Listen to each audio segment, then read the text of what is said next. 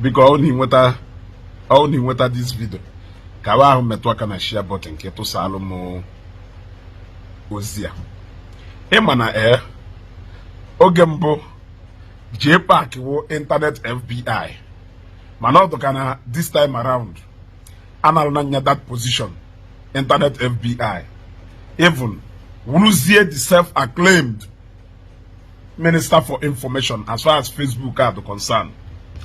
I monitor every unmonitable.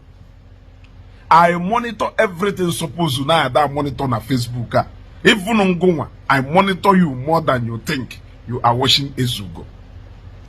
Hey, what are a quick screenshot until ever. But first, before Ganilu Nife Wasalo Kelafaya, Pararan mock news, I want to confirm to you people now that bishop I follow na that video Melo before. Now that video a native doctor called na Epuma, Edo State. Epuma wana Bini now. Oh, a native doctor called Epuma. No wonder Opuka it in the bishop where you away fit NEC. That is by the way. Now, this is Paramok News. Telling Shioma that they tell you, but you know here. The same way I see when I man. Then, how many of you people notice it? Now, since the past 6 days, that na Paramok News ekubo anything about Ebukobi or Zion ministry. Who noticed that? Madoneson will notice that. Not only that, did you see this screenshot on Kozodon at this video name? Eba Hokuru Maka, the very dark man. Do you know that the same time show Okuru Maka, the very dark man, the same day Okuru Maka, the very dark man, Emana that same day na show Okuru Maka Ijele. Now you will wonder, like before, like maybe 7 days ago, Okuru Maka show Maka Okuru Maka Kelafaya, Okuru Maka Ijele and the very dark man. But that time, all the Kayasena no ku Ijele Baranaya who just obeloku yawo highest a day or 2 days of that. But Kedonye noticing at the moment Ndemado Choptalo name will a court order standing to detain Ijele for 14 days away appear na court for bail. You notice that now a lot of people jinwayo bafusia ofodo adjust ofodo bido tebe painting on ha ofodo bido dewu de no ha ofodo jecho super glue nyachisi ono ha ofodo bido sie polish wezie ofodo na emezi ha kwucho okwu ha watch that video 5 times send ari onye ozo onye ha watch kwe send ari onye ozo onye ha watch kwe ka ha we do show na filter that video filter before he post to you. Now, 6 days later or few days later, Paramok News is now talking about only the very dark man, knowing fully well that Ijele can on detention. Ki Ijele or Potago, the last time I checked, Ijele can on detention. Ijele apotabu. Ijele or Potago, kerife wujiziato Paramok News. Equal anything about Ijele again, because once you talk about Ijele, it means you are making you are also indirectly, you must not indirectly, directly you must talk about Zion and Ebukobi. So go and check. You will see that for the past 6 days, when it has now been obvious to people that Ijele will spend complete 14 days na prison yard before or appear na court to ask for bail. Now, Malona or Batana court your bail. There is possibility that na that case be that day. There is possibility also na that case where he be. Then a grant year bail. No more possibility na only take a day 2 or 3 to meet up with the bail condition. Are you aware? So now people are beginning to see a reason beyond their nose. They begin to see that no blood shy spray. Gone are those days mgbe Paramok Zopota na Facebook area celebrate lie caught someone. He even had to buy nke again. E ghọta na oge ahụ ọ dị ka ya si na egwuregwu ka a na-egwu. Ọ dị ka ya si na egwuregwu ka a na-egwu. But the case of Chioma and the case of Ijele, it teach a bitter lesson. He is beginning now to look at Pararan Mock News now, advising Chioma. They tell you, but you know here. Kerife Chioma Melu that you did not do. Kerife Defa Chioma Melu that you Pararan Mock News emebuho. Even worse than nke Chioma Melu. At least Chioma kwuru nke ekwu nke aka kparia o show remorse nke go na mgbe asavro mgbe enyerugo 7 days eba asavro ga akwụkwọ esavkwala akwụkwọ o mgbe enwelu action on someone else he will mad that if you don't take care now what before Ijele may become your fate. That is the only time Iju mad na reality set to go in. You now withdrew yourself from talking about Zion ministry. Since the past 6 days, there was never a day that we passed by without Pararan Mock News looking for one thing, Odehoyede, Omenala video, to mock Zion ministry and they go be.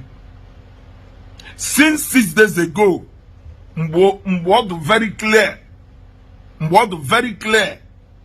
that normally go now what before Ijele may likely be his fate. He is now beginning to withdraw. He's now beginning to withdraw. I expected na since he arrested Ijele that he was supposed to be hammering more now. Yes. I'm expecting after arrest Ijele. No only 4G. When I walk on the Zion, I confront the Zion to 10%. No, ye increase that volume to 50%. Why is he withdrawing? Where is Pararan Mock News? Ezugo is looking for him. Where is Pararan Mock News? Okay, one ngase. Ewu Mock News. Idu good on a mock mad. Idu good on a drag mad. Idu good on a level. All manner of allegation against people. Idu good on a pota.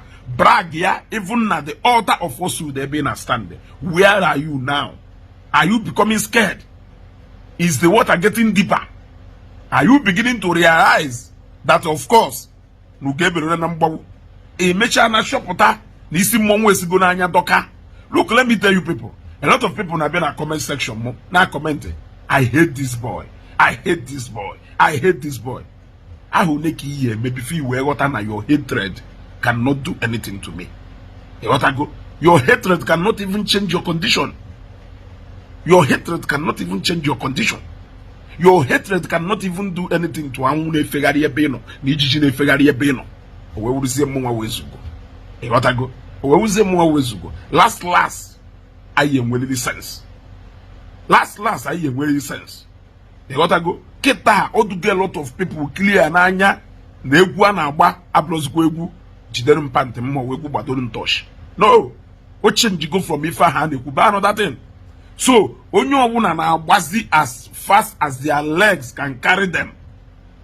Pararan Mock News, oya abiasi buegu, o kwere mi kwekwa, o mele mi meme, nga. Ina mwoku unwe uchene na mwoku mwadu. Ina mwoku unwe uchene na mwoku mwadu. The kind of lawyers are in the these days, they cannot advise their client. Echolo, kana apu ugwo, kana apu ugwo. Some of the lawyers are in a good lawyer. A good lawyer will always advise you on when to go for settlement and when to push. No, not that case. Well, but not on a clear case. About very clear that they are at fault. And what I go 6 days gone. 1, 2, 3, 4, 5, 6 without mock news coming on Facebook to come and dance and mock Ebukobi and call Ebukobi names. Yeah? Ka arranging the Zion okusigo. The Zion, a medewena fake miracle. Ebukobi will change go from that 419 pastor man. Ebukobi change go from that master of arrangement. You gotta go, Mr. Jonathan, I confirm Goliath never have no arrangement the real. I want to know what has changed since the past 6 days that the issue of Ijele started. Or just bonus once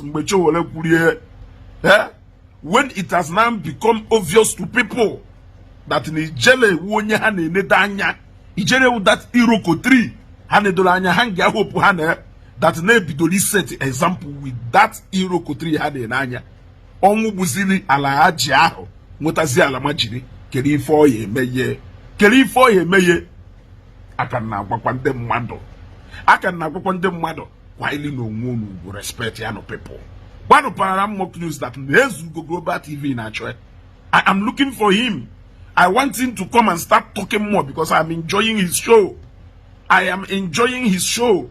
Asharon Kokose now. Why must he stop now? Why must he stop now? What is it that he has seen now that he did not see before? What is it that has happened now that he has never seen happen before? Is it a case of a dog, no, a tutorous bulldog, and that dog at the end of the day, then everybody now, malo, nankota, adabo, only oja, that dog can actually bite. That he should come out more and entertain us. We are enjoying his show. We are enjoying his show. It is too late for him to pull back.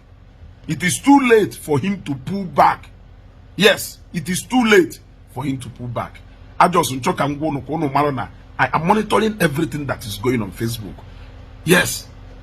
Na page now the past 6 days that he has never said anything about Zion and the Ebukobi. Meanwhile, Ijele cannot in detention. Open Ijele apatago. As an attention, I die, go down. They are now running into. They said in one way they will come after us, but in 7 ways they will scatter. They have all scattered and scampered into different directions. And this is just the beginning. Take it from me, Ezugo. This is just the beginning. Don't play, or you learn the hard way. Agwamon this word from the very dark man until it's in a detention. So maybe not today, not that word, it may expire in my mouth. But till then, I beg to use it again. Don't play. Don't play. Or you will learn the hard way.